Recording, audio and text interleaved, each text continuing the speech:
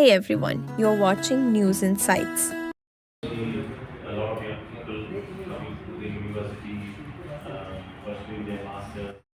Other side as well. Session of fireside chat I will moderate, and the idea of this chat is to go a little bit deep in the deep tech ecosystem, to lay out the challenges, opportunities.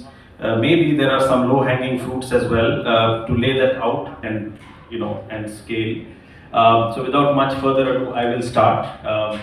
The rest of them taking risk of raising capital, employing people, trying to do something that has not been done.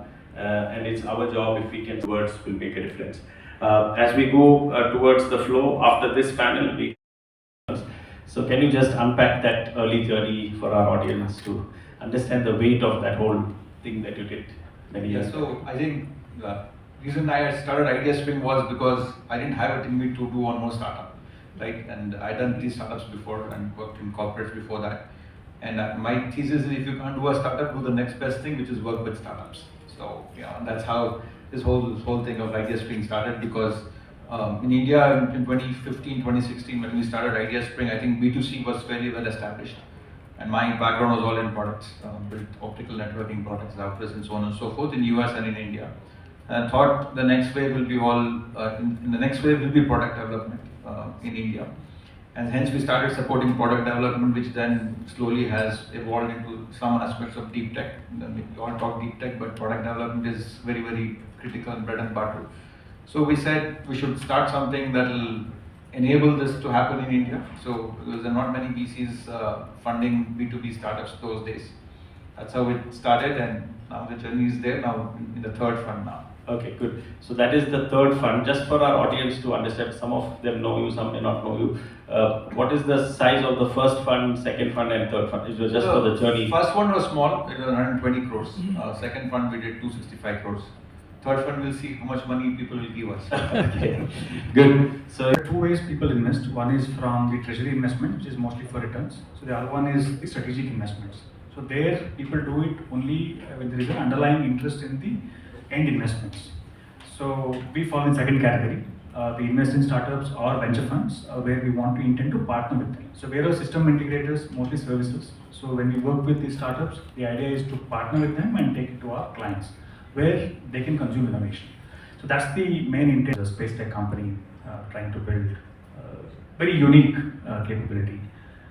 In the US, we've done we need new products. And that means that we have at our university an institutional research center for new materials, because we are very strong in textile structures. Not cloth, of course, but even in technical textiles. And if you combine it with the other research center of biopolymers, we have the chance to create new products, climate relevant products. I mentioned the climate change challenges some minutes ago. And so these both institutes are very important. But not alone. We also have a research center for energy, hydrogen, biogas, and so on. And the next one is water. For example, there is a special project called Sponge City. That means how to prepare the soil to keep the water longer inside, and then use it in a special way. Even in Germany, we have poor water, of course, but not enough. It's a little bit like here in India. Sometimes we have too much, and sometimes, it's a little bit dry. For example, this spring was very, very dry, especially in the area of Hof, and so we have to find new solutions. And AI is a chance, the next institution, the next research center, where we can combine all these interests in a kind of smart city solutions. And especially, as you mentioned, outside in the country, they need all these help. And I hope that the collaboration between India and Germany, especially my university, could find new solutions for these challenges. And even in the field, as mentioned today, for startups, it's important to know we have 1,200 Indian students, and I believe these students are very, very hungry to be to start somehow And that's the next chance for us to help them stay in Germany, maybe for a company, or go back to India with some new knowledge of my country and to influence both sides. I'm always interested in win-win situation between the both countries, and that could be maybe a chance for the world as well. And you mentioned today investment. Of course, that's another topic. It's sometimes a little bit problematic in my country. Risk capital is not really what we found too much, but nevertheless, they have a lot of chances with our international students to influence a lot of parts of the world. My university has 105 partners in the world, in 54 countries. That means, of course, India is our focus, but we also have a lot of partners in Latin America. We're going to start going to Africa, for example, because it's also important in the next decades. And so I think that's a big chance for us to work together here in India, in Germany, in our University of Hof. Of course, it's a tiny university, but it's a draw in such a sea.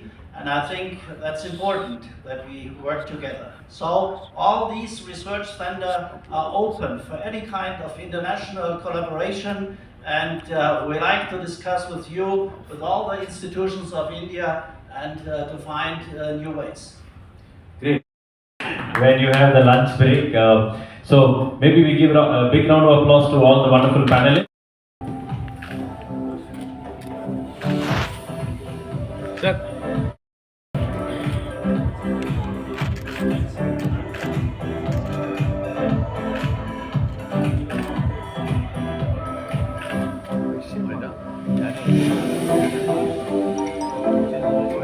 Just going to open and just exchange.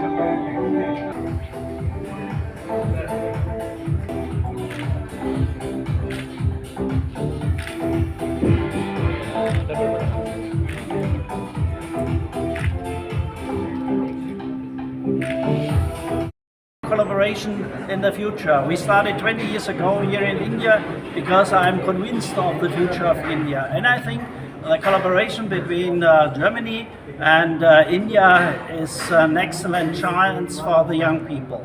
Building bridges for young people, that's my goal. And I think it's very important that you young people come to Germany.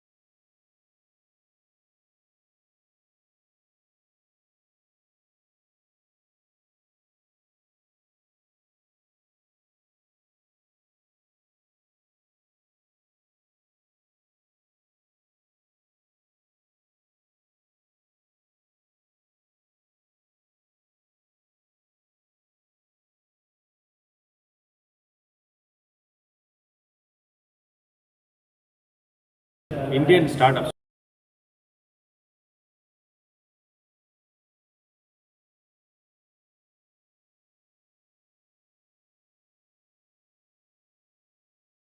ತಗೊಳುತ್ತೆ testing ಮಾಡಿ validation ಮಾಡಿ proof ಮಾಡಿ ರೋಡಲ್ಲಿ ಮಾಡೋದು.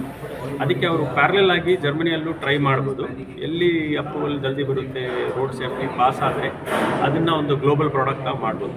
ಅದರಿಂದ ಏನಾಗುತ್ತೆ ಅಂದರೆ ನಮ್ಮ ಇಲ್ಲಿರೋ ಇಂಡಿಯನ್ಸ್ಗೂ ಬೆನಿಫಿಟ್ ಆಗುತ್ತೆ, ಅಲ್ಲಿರೋ ಜರ್ಮನ್ಸ್ಗೂ ಬೆನಿಫಿಟ್ ಆಗುತ್ತೆ. ಸೊ ಇದಕ್ಕಾಗಿ MoU ಇವತ್ತು ಮಾಡಿದ್ದಾರೆ ರೂಫ್ ಯೂನಿವರ್ಸಿಟಿ ಮತ್ತು ಸ್ವಾಯತ್ತ ರೋಬೋಟ್ಸ್. ಮತ್ತು ನಾವು ಡೀಪ್ ಟೆಕ್ ಕಾನ್ಫರೆನ್ಸ್ ಮಾಡಿದ್ದೀವಿ, ಯಾಕಂದರೆ ಡೀಪ್ ಟೆಕ್ಕಲ್ಲಿ ತುಂಬ ಕಷ್ಟ ಪ್ರೋಗ್ರೆಸ್ ಮಾಡೋದು. ಸೊ ಅದನ್ನು ನಾವು ಎನೇಬಲ್ ಮಾಡಿದ್ದೀವಿ. ಸೊ ನಾವು ಉದ್ದೇಶ ಏನಂದರೆ ಇದರಿಂದ ಇಂಡಿಯಾ ಮತ್ತು ಜರ್ಮನಿ ಕೊಲಾಬ್ರೇಷನು ಜಾಸ್ತಿ ಆಗುತ್ತೆ, ಸೈನ್ಸ್ ಆ್ಯಂಡ್ ಟೆಕ್ನಾಲಜಿಯಲ್ಲಿ ಇನ್ನೂ ಡೀಪ್ ಆಗುತ್ತೆ. ಇದರಿಂದ ನಮಗೂ ಒಳ್ಳೆಯದು, ಅವ್ರಿಗೂ ಒಳ್ಳೆಯದು, ಓವರಾಲ್ ಈಕೋ ಸಿಸ್ಟಮ್ಗೆ ಒಳ್ಳೆಯದು. ಕಂಪ್ಲೀಟ್ ಆಗ್ಬೋದು. 6 to 8 months ಸ್ಟಾರ್ಟ್ ಆಗುತ್ತೆ. ಸ್ಟಾರ್ಟ್ ಆಗಿದ್ಮೇಲೆ ಅದು ಎಷ್ಟೋ ಕಿಲೋಮೀಟ್ರ್ ಇದೆ ಆ ಟೆಸ್ಟಿಂಗ್ ಮಾಡೋದು. ಅದು ಕ್ರಾಸ್ ಆಗಿದ್ಮೇಲೆ ಅವರು ಟೆಸ್ಟಿಂಗ್ ಮಾಡಿ ಅವ್ರದ್ದು ಪ್ಯಾರಾಮೀಟರ್ಸ್ ಇರ್ತದೆ. ಅದು ಕ್ರಾಸ್ ಆಗಿದ್ರೆ ಮೇ ಬಿ ಇನ್ 2 years ಅವರಿಗೆ ಈ ಬೊಲೆರೋ ಆಟೋಮೆಟಿಕ್ಕಾಗಿ ಓಡುತ್ತೆ. ನೀವು ಸ್ವಾಯತ್ ರೋಬೋಟ್ಸ್ ಅಂತ ನೋಡಿದರೆ ಯೂಟ್ಯೂಬಲ್ಲಿ ತುಂಬ ವಿಡಿಯೋ ಇದೆ. ಆದರೆ ಇಲ್ಲಿ ಏನಾಗಿತ್ತು ಅಂದರೆ ಇನ್ನೂ ಟೈಮ್ ಆಗ್ತದೆ. ಅವರು 4 ವರ್ಷದಿಂದ ಅದೇ ಸ್ಟೇಜಲ್ಲಿದ್ದಾರೆ. ಅದನ್ನು ಸ್ವಲ್ಪ ಜಂಪ್ ಸ್ಟಾಪ್ ಮತ್ತು ಬೂಸ್ಟ್ ಕೊಡೋಕ್ಕೆ ನಾವು MoU ಹೆಲ್ಪ್